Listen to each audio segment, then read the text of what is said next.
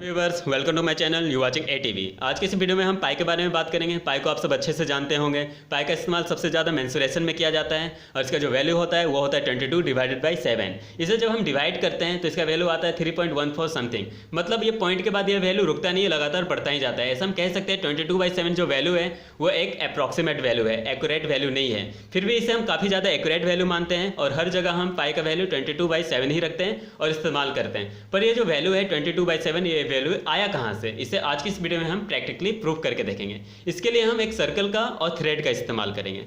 सबसे पहले हम जानते हैं सर्कल का जो सरकमफ्रेंस होता है, जो जिसे हम पेरीमीटर भी कहते हैं, और उसके जो डायमीटर होते हैं, इन दोनों के बीच जो रिलेशन होता है उसके सरकमफ्रेंस डायमीटर का प्रोपोर्शनल होता है। मतलब कोई भी सर्कल, चाहे सर्कल जितना भी बड़ा हो, सर्कल जितना भी छोटा हो, उसके जो डायमीटर होते हैं, उसके पेरीमीटर होते हैं, वो दोनों एक दूसरे का हमेशा प्रोपोर्शनल होता है। इसे हम ऐसा भी कह सकते हैं C = KD के एक कांस्टेंट क्वांटिटी हो तो। मतलब कि जब कोई सा भी ऑब्जेक्ट किसी ऑब्जेक्ट से किसी खास गुना, मतलब 10 गुना बड़ा हो, तो हमेशा उससे 10 से गुना करने पे उसके बराबर होगा। इसलिए D को हमेशा K से हम गुना करेंगे तो वो C के बराबर होगा। इसे हम ऐसा कह सकते हैं C K गुना बड़ा है D से, मतलब C K times greater than two D, ऐसा हम कह सकते हैं। तो इससे हम एक फॉर्मूला मिला पेरीमीटर का, तो हम कह सकते हैं पेरीमीटर का फॉर्मूला क्या होता है, पाई डी। आप सब अच्छे से जानते हैं। इस फॉर्मूला से हम प्रूव करेंगे पाई का वैल्यू। इसके लिए सबसे पहले हम एक सर्कल बनाएंगे। रैंडमली कोई सा भी एक सर्कल बनाते हैं कंपास से। सबसे पहले हम एक सेंटर डिनोट कर देते हैं, फिर उसके ऊपर हम कंपास के पॉइंट को, पिन को रखकर एक सर्कल ड्रॉ करते हैं। सर्कल काफ़ी अच्छे से ड्रॉ करना है, आप सबको आता होगा। सर्कल ड्रॉ हो गया। उसके बाद हम एक डायमीटर ड्रॉ करेंगे। डायमीटर आप सब जानते हैं, एक साइड से दूसरे साइड को जो जीवा टच करती है, सबसे बड़ा जीवा, और वो सेंटर से होते हुए गुजरता है। ये डायमीटर मिल गया, इसे हम D लिख सकते हैं। और ये जो पूरा सर्कमफ्रेंस है उसे हम C मानते हैं। इस सर्कमफ्रेंस को हम थ्रेड के हेल्प से मेजर करते हैं। तो थ्रेड को अच्छे से केयरफुली इसके ऊपर रख कर इसे हम मेजर करते हैं। इससे हमें इसका सर्कमफ्रेंस मिल जाएगा, पेरीमीटर मिल जाएगा।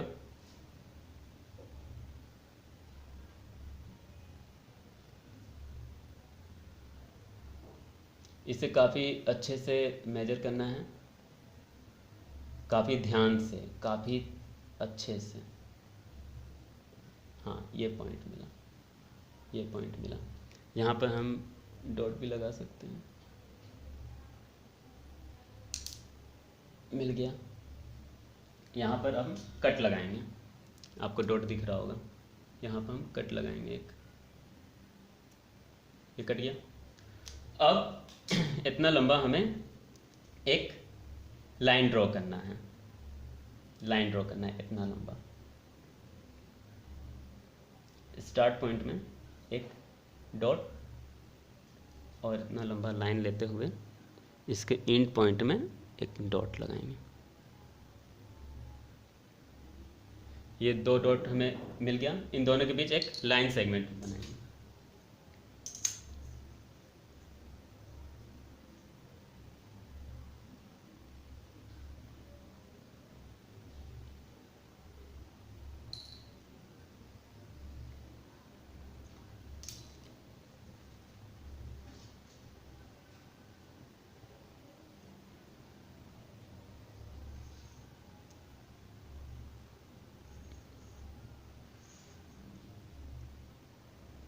यहाँ तक लाइन हुआ और उसके आगे हम और लाइन आगे यूँ बढ़ा लेंगे और यहाँ पर एक डॉट लाइन देंगे।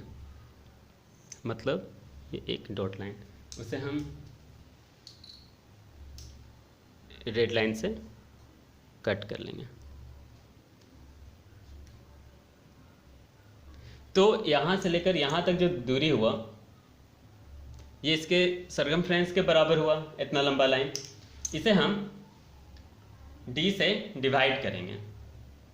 इसका वैल्यू D इतना कर लेंगे इस कंपास का, D के बराबर। और इसे हम कट करते रहेंगे उतने उतने डिस्टेंस में। पहला लाइन कटा, दूसरा लाइन कटा, तीसरा लाइन कटा, और एक और लाइन ले लेते हैं, ये चौथा कट गया। आपने देखा कि ये जो डिस्टेंस है ये d है, यहाँ से लेकर यहाँ तक, यहाँ से लेकर यहाँ तक d है, ये d है, और यहाँ पर एक छोटा सा लाइन बच गया है, यहाँ एक छोटा सा लाइन बच गया है। तो इतना, और हम इसके इतना बराबर करके चेक करेंगे कि कितना बार में ये पूरे लाइन को काट देगा, उतना ही हम लेंगे हमेशा। एक कटा, दो कटा, तीन, यहाँ कटा, यहाँ कटा, इसे अच्छा से लाइन ले लेते हैं। तो ये जो टोटल इतने सारे जो लाइन बन गए, इसे हम लिख लेते हैं। कितना?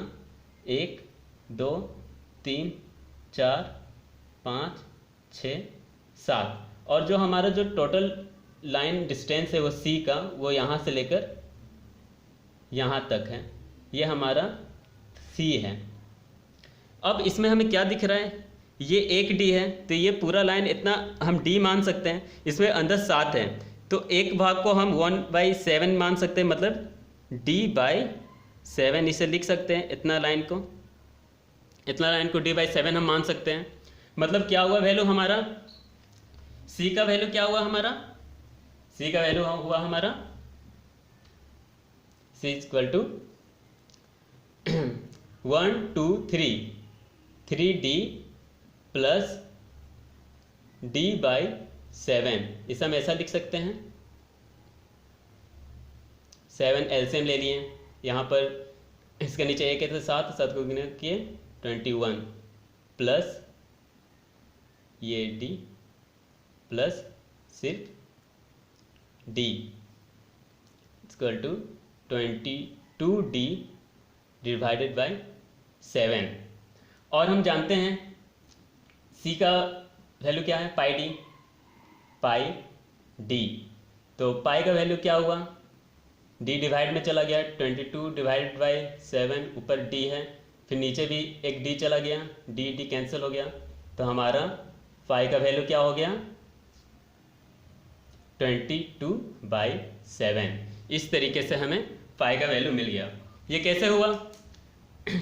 ये पूरा जो सर्कमफ्रेंस है, जो पूरा पेरीमीटर है, इसे जब हम थ्रेड से मेजर किए, उसके बाद उसे हम जब इसके ऊपर रखें तो इतना हमें डिस्टेंस मिला। ये जो डिस्टेंस था उस पूरे पेरीमीटर के बराबर था। और उसमें जब हम D से डिवाइड किए तो उसमें कितना D निकला? 1 निकला, 2 निकला, 3 निकला और थोड़ा सा भाग निकला। तो फिर उसे हम देखें कितना भाग में बढ़ता है एक D के, तो मैंने देखा कि 7 भाग में बटा वो। तो मतलब ये छोटा सा जो पॉइंट था वो D का 7वां भाग था। तो हमने टोटल ऐड कर लिया, 1 2 3 प्लस D/7, उसे ऐड किया तो हमें क्या मिला? 22/7। और C का जो फॉर्मूला था वो क्या था? πD, क्योंकि जो K कांस्टेंट था, K की जगह हम पाई भी रख सकते हैं। तो πD जो वैल्यू निकला उसमें D को उधर ले गए तो डिवाइड हो गया, D कैंसिल हो गया, तो पाई का वैल्यू क्या हो गया? 22/7। तो हम ऐसा कह सकते हैं कि पाई एक रेशियो है सर्कमफ्रेंस का और डायमीटर का। जब हम पेरीमीटर में उसके व्यास से, मतलब उसके डायमीटर से डिवाइड करते हैं तो हमें पाई का वैल्यू मिल जाता है। इस तरीके से हम पाई का वैल्यू निकालते हैं, पाई का वैल्यू प्रूव करते हैं, क्योंकि पाई भी एक कांस्टेंट है K के तरह, जिसका वैल्यू हम इस तरीके से निकाल सकते हैं। किसी भी सर्कल के सर्कमफ्रेंस से उसके ये डायमीटर को डिवाइड करते हैं तो उसका हमें मतलब पाई का वैल्यू मिल जाता है। उम्मीद है इस वीडियो में आपको सब कुछ अच्छे से समझ में आ गया होगा। तो प्लीज़ इस वीडियो को लाइक कीजिए, इस वीडियो को ज़्यादा से ज़्यादा शेयर कीजिए और मेरे चैनल को सब्सक्राइब कीजिए। Thank you.